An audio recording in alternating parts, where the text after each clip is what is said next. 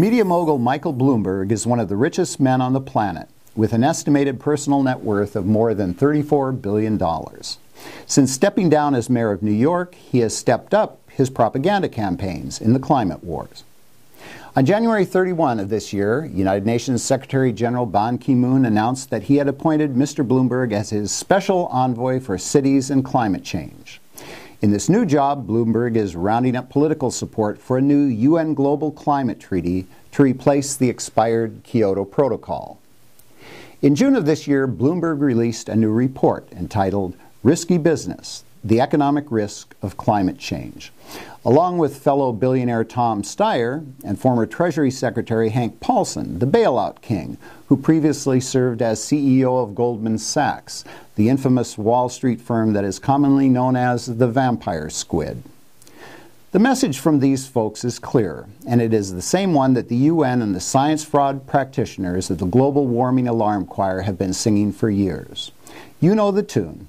By burning fossil fuels, man is putting CO2, carbon dioxide, into the air, which they say is causing global warming, which threatens to extinguish all life as we know it, etc., etc. Melting ice caps, dying planet, apocalypse. Ergo, man must drastically reduce energy usage and carbon footprint. Reduce, reuse, recycle goes the mantra. We must also get used to a lower standard of living, says the Bloomberg choir. Meaning less travel, smaller homes, fewer appliances, and less or no heating and air conditioning, less or no meat, etc. But wait a minute. If the climate apocalypse is as dire and imminent as the alarmists claim, should they not be leading by example? Let's look at Mr. Bloomberg. He has an assortment of eye-popping, multi-million-dollar homes and vacation getaways, a palatial mansion in the Hamptons, 2 luxurious townhouses in Manhattan, a private beach and lavish bungalow in Bermuda, an extravagant ski lodge in Vail, Colorado, a spacious historic farm estate in upstate New York. Plus, of course, the obligatory private jet, yacht, and luxury cars. That's a carbon footprint that probably dwarfs the prints of entire third world countries. Ditto for the carbon footprints of many of the loudest and most hypocritical singers in the Bloomberg-UN climate choir. Let's just look at a small sampling. Besides being heir to the throne of England and one of the world's wealthiest individuals, Prince Charles is one of the planet's most outspoken enviro activists and climate alarmists. He frequently jets about the planet to warn the rest of us to stop wasting resources and causing global warming. Of course, he is doing his part, right? Or is he? His official website, princeofwales.gov, provides these pictures of his official residences: Clarence House, Highgrove House, Burke Hall, and Linwermud. Not to mention, of course, Buckingham Palace. Pretty shameless for a genuine greenie, is it not?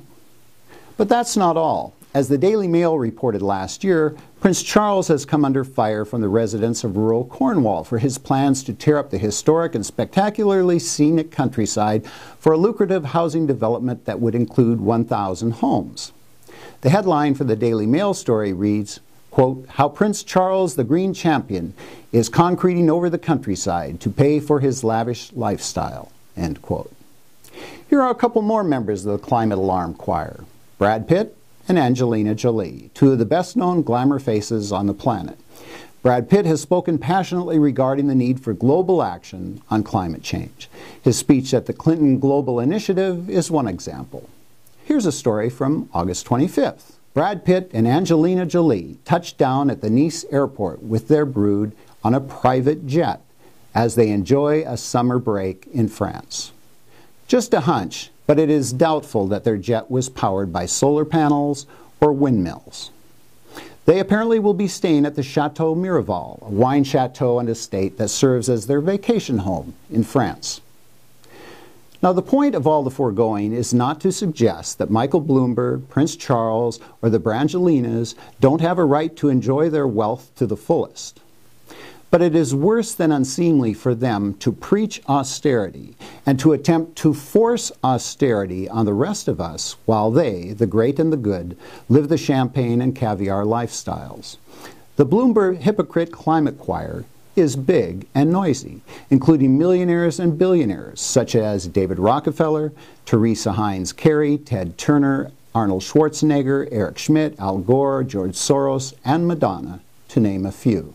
The policies promoted by these pampered, privileged plutocrats are not only morally offensive, they are lethal. According to the studies of Dr. Inder Goklani, an author and expert reviewer for the UN's Intergovernmental Panel on Climate Change, the rising global food prices attributable just to the green biofuels productions may have led to at least 192,000 excess deaths and 6.7 million disability-adjusted life years, DALYs, D-A-L-Y-S, in 2010 alone. DALYs is a sort of misery metric used by the World Health Organization to calculate both the number of years lost due to premature death from disease and the number of years spent in a disabled condition due to disease. The policies and actions demanded by the UN and the Bloomberg choir are exacting truly catastrophic costs to both our planet and our human race. These anti-carbon, anti-growth policies and actions are keeping poor people poor, which translates into real death and misery here and now for a staggering number of the world's most vulnerable members of our global family, as opposed to the highly speculative, exaggerated numbers generated by dubious computer models of future harm allegedly attributable to the effects of rising CO2 levels a century from now. The reality now is that 7 out of 10 inhabitants of the continent of Africa have no electricity at all. They must rely on wood, grass, and animal dung for heating and cooking, and often must carry infected water long distances for daily use. Africa's abundant and relatively cheap coal and natural gas deposits offer them a hopeful lifeline out of this dilemma. But that lifeline is being snatched away by the climate fanatics who insist we must all decarbonize. The jet-setting Hollywood celebrities, Wall Street billionaires, and politicians demand, in effect, that Africans, Indians, and other lesser beings remain in their squalor, restricting their energy upgrades to the pathetically minuscule offerings provided by the so-called renewables. The hypocrisy and hubris of the climate alarmist choir is beyond astounding. While luxuriating in splendor made possible by the exploitation of hydrocarbon fuels, they continue riding a non-existent crisis that is denying the Earth's most vulnerable people access to the energy they need for the basics of life. The climate alarmists are literally killing the poor. Will no one stand up and say, this is immoral, this is unconscionable, even this is criminal? It is about time that we do so.